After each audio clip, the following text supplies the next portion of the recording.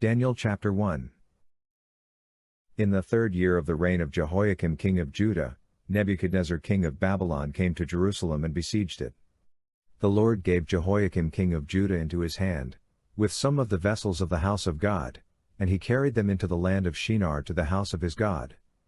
He brought the vessels into the treasure house of his God. The king spoke to Ashpenaz, the master of his eunuchs, that he should bring in some of the children of Israel, even of the royal offspring and of the nobles, youths in whom was no defect, but well favored, skillful in all wisdom, endowed with knowledge, understanding science, and who had the ability to stand in the king's palace, and that he should teach them the learning and the language of the Chaldeans. The king appointed for them a daily portion of the king's delicacies and of the wine which he drank, and that they should be nourished 3 years, that at its end they should stand before the king. Now among these of the children of Judah were Daniel, Hananiah, Mishael, and Azariah. The prince of the eunuchs gave names to them. To Daniel he gave the name Belteshazzar, to Hananiah, Shadrach, to Mishael, Meshach, and to Azariah, Abednego.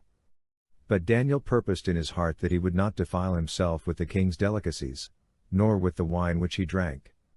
Therefore he requested of the prince of the eunuchs that he might not defile himself. Now God made Daniel find kindness and compassion in the sight of the prince of the eunuchs. The prince of the eunuchs said to Daniel, I fear my lord the king, who has appointed your food and your drink. For why should he see your faces worse looking than the youths who are of your own age? Then you would endanger my head with the king. Then Daniel said to the steward whom the prince of the eunuchs had appointed over Daniel, Hananiah, Mishael, and Azariah, test your servants, I beg you, 10 days, and let them give us vegetables to eat and water to drink.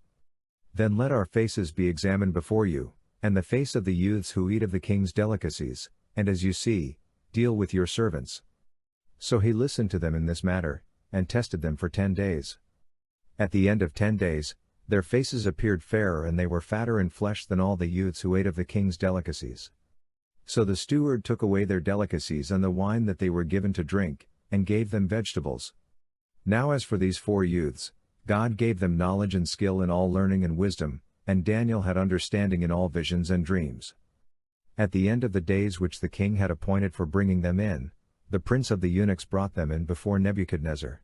The king talked with them, and among them all was found no one like Daniel, Hananiah, Mishael, and Azariah. Therefore stood they before the king. In every matter of wisdom and understanding concerning which the king inquired of them, he found them 10 times better than all the magicians and enchanters who were in all his realm. Daniel continued even to the 1st year of King Cyrus,